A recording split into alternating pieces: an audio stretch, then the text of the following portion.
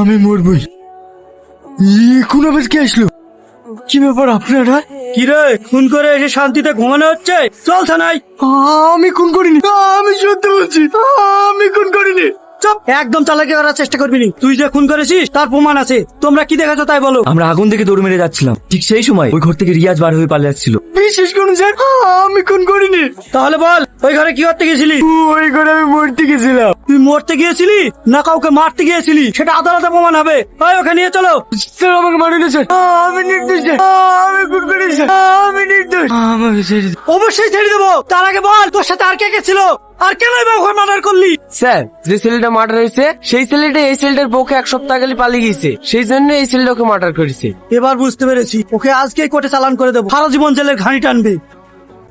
কাল থেকে আপনাকে একটা কথা বলবো ভাবছি, যদি কিছু মনে না করেন। কি কথা বাবা? আপনাকে দেখে তো ভদ্রলোক মনে হচ্ছে, তাহলে আপনি জেলে কেন? কি করেছেন? সে অনেক কথা বাবা। আমার একটি মাত্র ছেলে ছিল, তার জন্য জমি জায়গা সব বিক্রি করে আমি তাকে বড় ডাক্তার বানিয়েছিলাম। সে বিদেশে থাকতো, আমার বাড়িতে বড় অভাব, একবেলা হাঁড়িতে ভাত জুটতো না। হঠাৎ আমার স্ত্রী অসুস্থ হয়ে পড়লো, ছেলেকে ফোন করে বললাম টাকা পাঠাতে, সে টাকা পাঠালো না।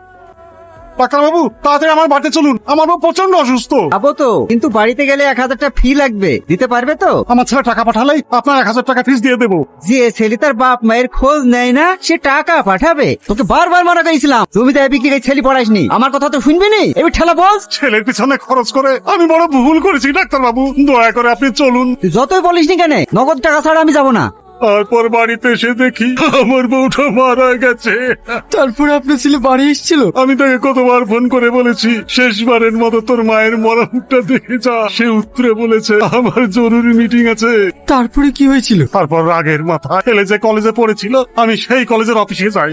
এই কলেজ বন্ধ করো, এই কলেজে একটা মানুষ তৈরি হয় না।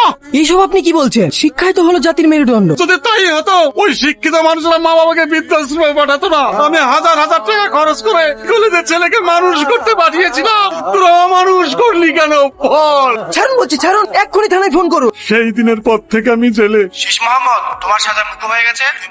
তার মানে আপনি ছাড়া পেয়ে গেলেন? তাই তো বলছে তুমি ভালোভাবে থেকো, তুমি নির্দোষ, তুমি অল্প দিনের মধ্যেই ছাড়া পেয়ে যাবে। রিয়াজ, এই রিয়াজ, তোর বউ তো ছেলেকে খুন করি অন্য ছেলের হাত ধরে পালিয়ে গেছে। তুই কি বলছিস রে? এখন তুই কি করবি? শেষবারের মধ্যে কিন্তু ছেলের মুখটাও দেখতে পাবি না। আমি পালাবো, আমাকে কেউ আটকাতে পারবে না। আগে তুই নাকি খুন করবো, তারপর আমার মরা মেয়ের মুখ দেখবো।